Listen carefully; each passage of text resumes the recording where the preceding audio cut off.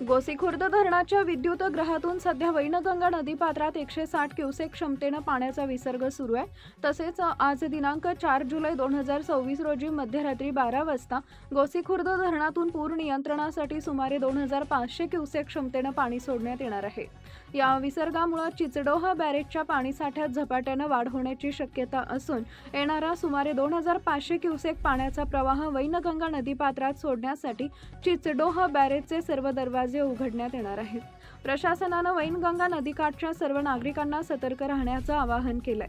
नागरिकांनी नदीपात्रात किंवा नदीकाठी जाणं टाळावं, तसेच पशुधन, शेती साहित्य आणि इतर मौल्यवान वस्तू सुरक्षित ठिकाणी हलवाव्यात। नदीकाठील गावातील नागरिकांनी प्रशासनाच्या सूचनांचं पालन करून कोणतीही अफवा न पसरवता अधिकृत माहितींकडेच लक्ष द्यावे, असंही प्रशासनानं स्पष्ट केलं आहे।